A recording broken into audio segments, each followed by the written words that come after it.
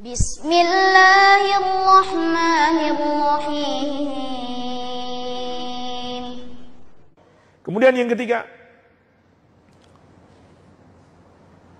kemungkaran lisan. Kemungkaran lisan para wanita. Ada beberapa bentuk kemungkaran yang ingin kita ingatkan di sini. Di antaranya adalah suka melaknat. Dalam hadis yang diriwayatkan Al-Bukhari dari Abu Sa'id Al-Khudri, juga diriwayatkan oleh Imam Muslim dari Ibnu Umar radhiyallahu anhum, Rasulullah sallallahu alaihi wasallam bersabda, "Ya ma'syaran nisa, tasaddaqna wa aktsirnal istighfar." Wahai para wanita, bersedekahlah kalian dan perbanyaklah istighfar. Ini pesan khusus Nabi SAW kepada kaum wanita. Bersedekahlah dan perbanyaklah istighfar, mohon ampun kepada Allah. Fa inni ra'aitukunna aktsara ahli nar. Karena aku melihat kalian kebanyakan penghuni neraka. Faqalat imra'atun minhunna jazlah, maka ada seorang wanita yang cerdas bertanya, "Wa ma lana ya Rasulullah aktsaru ahli nar?" Mengapa wahai Rasulullah, kami kaum wanita ini kebanyakan penghuni neraka? Maka Nabi sallallahu alaihi wasallam menjawab, "Tukthirnal la'na wa takfurnal ashir." Karena kalian suka melaknat dan durhaka kepada suami. Jadi suka melaknat. Apa itu melaknat? Melaknat itu ada dua maknanya. Yang pertama, mendoakan orang supaya dilaknat oleh Allah. Dilaknat oleh Allah artinya dijauhkan dari rahmat Allah. Makna yang kedua, termasuk makna melaknat adalah suka mencela atau mencerca atau mencaci maki. Ini termasuk melaknat. Maka hati-hati. Nabi SAW mengingatkan kepada kaum wanita. Ini termasuk sebab mengapa kaum wanita banyak masuk neraka. Suka melaknat. Kemudian juga menggibah. Allah telah ingatkan dalam Al-Quran, "Wala yaqtab ba'dukum ba'da, ayuhibbu ahadukum ayyakula lahma akhihi maitan fakarihtumuh." Janganlah sebagian kalian menggibah sebagian yang lain. Apakah seorang dari kalian suka memakan bangkai saudaranya yang telah mati? Tentu kamu tidak suka. Jadi itulah buruknya orang yang bergibah. Orang yang menggibahi saudaranya, keburukannya sama dengan dia memakan bangkai saudaranya sendiri. Maka ini adalah termasuk dosa besar. Dan Nabi SAW juga mengingatkan, "Atadruna mal ghibah?" Apa itu ghibah? Para sahabat menjawab, "Allahu wa rasuluhu a'lam." Kata beliau, "Dzikruka akhaka bima yakrah." Ghibah itu adalah engkau berbicara tentang saudaramu yang kalau dia dengarkan dia tidak suka. Maka itu adalah ghibah. Dan ini mencakup urusan dunia maupun urusan akhirat. Ketika kita berbicara tentang saudara kita yang dia tidak suka, maka itu ghibah. Maka ada seorang bertanya, "Afara'aita in kana fi akhi ma aqul ya Rasulullah?" Bagaimana kalau yang aku sampaikan itu adalah fakta? Saudaraku itu seperti itu ya Rasulullah. Maka Nabi SAW mengatakan, "In kana fihi ma taqul faqad iktabtahu wa in lam yakun fihi faqad bahattahu." Kalau yang kamu katakan itu benar, maka itulah ghibah. Tapi kalau kamu katakan tidak benar, maka kamu telah mengada-adakan kedustaan atasnya. Hadis ini diriwayatkan Imam Muslim dari Abu Hurairah radhiyallahu anhu. Jadi jemaah sekalian, Nabi SAW mengingatkan kita, berbicara tentang keburukan saudara kita, hanya dua kemungkinan. Kalau benar ghibah, kalau tidak benar dusta. Apalagi kalau disebarkan di medsos, subhanallah. Ini menjadi lebih besar lagi dosanya. Iya. Kemudian juga namimah, yaitu suka mengadu domba. Dan ini tidak sedikit, baik kaum wanita maupun laki-laki. Bahkan mereka sudah punya geng sendiri. Bikin geng, bikin grup-grup. Setiap grup senang menggibah grup yang lain. Dan terus mereka seperti itu. Setiap grup selalu memanas-manasi anggota grupnya untuk membenci yang lain. Ini namanya namimah. Rasulullah SAW mengingatkan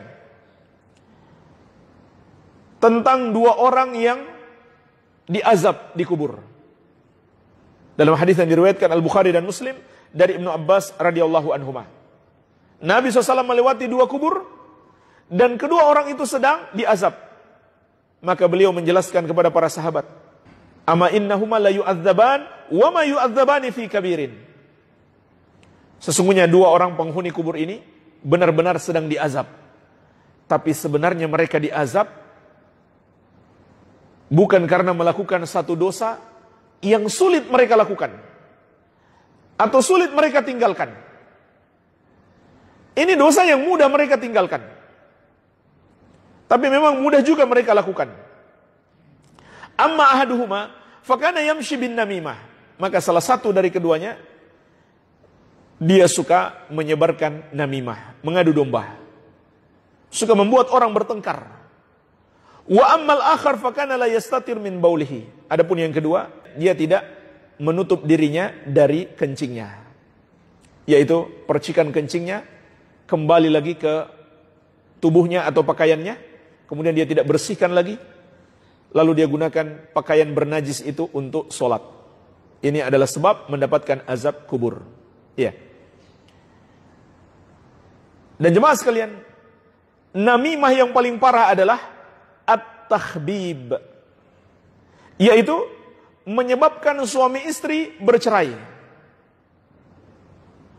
Ada seorang wanita, dia memprovokasi teman wanitanya untuk minta cerai dari suaminya. Kenapa? Suaminya poligami. Bukan suaminya, tapi suami orang.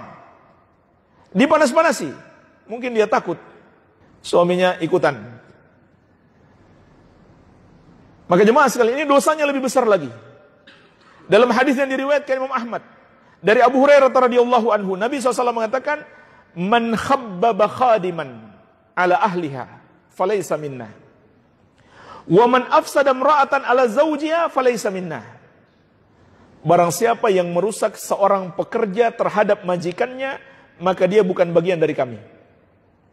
Maksudnya ada pekerja, dipanas-panasi dia supaya keluar kerja. Dipanas-panasi dia supaya membenci majikannya. Maka Nabi SAW mengatakan, orang yang melakukan itu bukan bagian dari kami. Kemudian lanjutan hadis, "Wa man afsada imra'atan ala zawjiha falaysa minna." Dan barang siapa yang merusak seorang istri terhadap suaminya, maka dia bukan bagian dari kami. Maksudnya apa?